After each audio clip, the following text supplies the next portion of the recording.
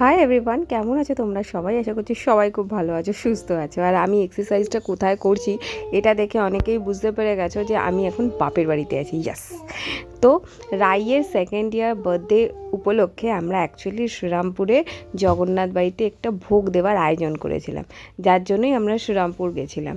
আর ওখানে গিয়েই সকালবেলাতে এক্সারসাইজ করতে ছাদে উঠেছিলাম। আর আমি মনে করি প্রত্যেক দিন সকালবেলাতে এক্সারসাইজ করাটা শুধুমাত্র শরীরের পক্ষেই ভালো নয়, মনের পক্ষেও ভালো। আর তুমি যদি সেটা খোলা আকাশের নিচে করতে পারো তাহলে তো তার থেকে ভালো আর কিছু হতেই পারে না। তাই জন্যই আমি একেবারে সকাল হতে না হতেই একেবারে বাড়ির ছাদে গিয়ে এক্সারসাইজ করা শুরু করে দিয়েছিলাম। আর এছাড়াও আমি যখন যোগাতে থাকি তখনও কিন্তু আমি প্রত্যেক দিন সকালবেলাতে, শীত গ্রীষ্ম বর্ষা যাই হোক না কেন, আমি কিন্তু প্রত্যেক দিন সকালবেলাতে মর্নিং ওয়াকে বেরোই 1 থেকে 1.5 ঘন্টার জন্য। আর আমি মনে করি এটা আমার সারা দিনের যে এনার্জি সেটা কিন্তু আমাকে প্রোভাইড করে। তো আমি চেষ্টা করি সকালের ওয়ার্কআউটটাকে কখনো মিস না করতে।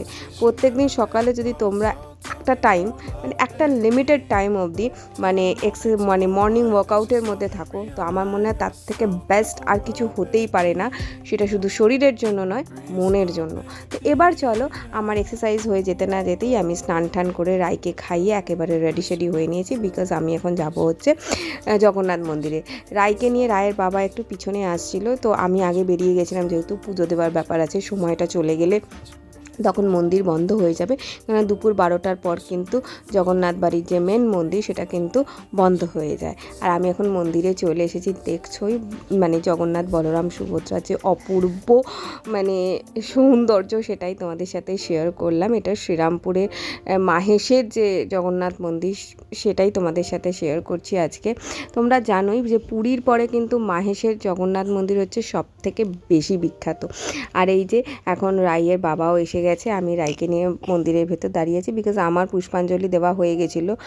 শুভর পুষ্পাঞ্জলি দেওয়াটা বাকি ছিল, তো শুভ সেটাই দিচ্ছিল।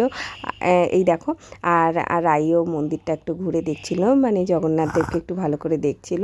আর এরপরেই আমরা পুজো দেওয়া হয়ে গেলেই আমরা বাইরে বেরিয়ে আসি।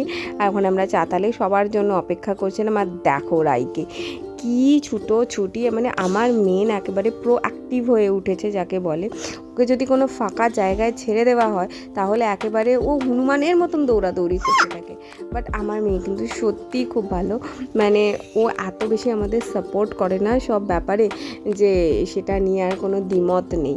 ও সত্যিই আমার সুইট বাচ্চা।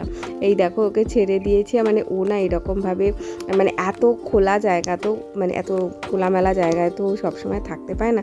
তাই যখন ওকে ছেড়ে দেওয়া হয় না, ও ব্যাপারটাকে খুব এনজয় করে। আর আমিও ওকে এনজয় করতে দিই, আমি ওকে ধরে বেঁধে রাখি না যে এটা করা যাবে না, ওটা করা যাবে না। আমি মনে করি বাচ্চাদের যত ছেড়ে রাখা যাবে, বাচ্চার যত হুড়োপাড়ি করবে, বাচ্চার যত দৌড়াদৌড়ি করবে, বাচ্চা তত বেশি ফিট আর অ্যাক্টিভ থাকবে। আর বাচ্চাদের অ্যাক্টিভ থাকাটাই কিন্তু বেশি দরকার। কত বকবক করে ফেললাম বলো তো। আর এই দেখো রাই ছোটাছুটি করতে করতে করতে করতে না আমার মা বাবা আর যাদের যাদের নিমন্ত্রণ করেছিলাম তারা প্রত্যেকে আস্তে আস্তে চলে এসেছিলো। আর তারপরেই সবাইকে ভোগের জন্য, আর ওখানে একটা ভোগের টাইম পিরিয়ড আছে, দুপুর 12টা থেকে দুপুর 2টোর মধ্যে কিন্তু মানে ওদের ভোগ, মানে ভোগের যে যার যে দায়িত্বটা থাকে, মানে এটা কি বলো তো, একটা পালা করে ভোগ দেওয়া হয়।